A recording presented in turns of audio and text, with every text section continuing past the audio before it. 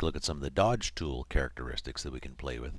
Obviously we need an image which has some areas a little bit darker than we'd probably like in the final image. Let's just take these guys up for a sec. We'll see if we can work on their hats a little bit. So you see how these blue felt hats are a little bit heavy here. So what I'll do is I'll just make my Dodge Tool a little bit smaller with the parenthesis brackets.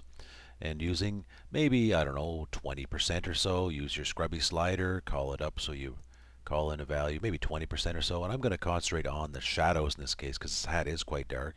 I'm going to wipe across his hat just to bring a little bit more tone back in here. Now, if I keep going over his hat, you'll see it looks grayish and dull, and before you know it, you're going to have just a gray mass up here with no tone in it whatsoever, so that's not going to work. So you have to use your judgment as far as how much you want to knock it back.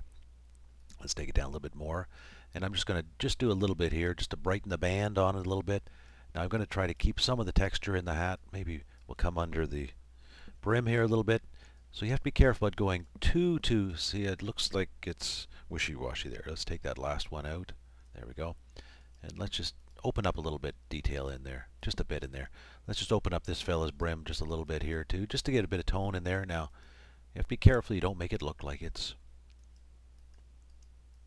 overly done. So we've just opened up a little bit of tone back in that hat. Now, under the eaves of the building here, let's just open up some of these tones back here. There. Just open that up a little bit. Just carefully go over it a few times. Don't make it look grayish and smoky looking. Now, back here in the shed, there's no way we're going to be able to open those tones up because they're just too dark. If you try it, you'll see we can get some detail on the ladder maybe, but back here where it's all black, nothing. Well, actually, it did open up some tone there too. Call me liar.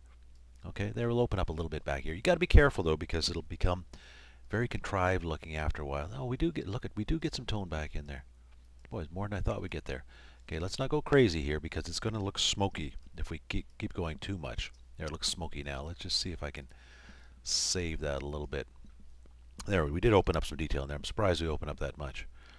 So there we have a picture of, we'll open up a few things in there. You can open up some of these darker boards so you don't get quite as much contrast. You can even bring some detail back in the fella's pants here. So you can see a few more of the wrinkles and the lines in their pants just to make them stand out a little bit better. Even this little track outfit this young fella's got on here, or young lady's got on here, we'll just open that up a little bit.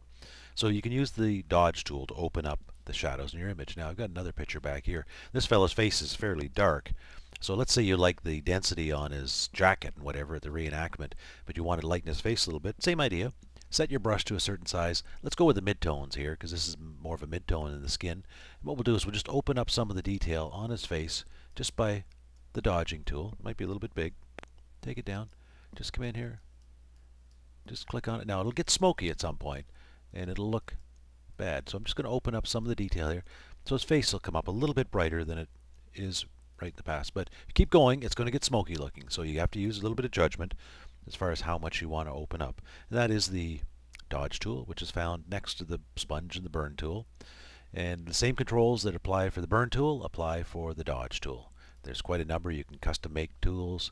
You can work on midtone, shadows, and highlights. And you change your exposure, the amount. Now I'm going to knock this up to 100 here. Watch what happens when I go to 100. It goes way too bright, too fast.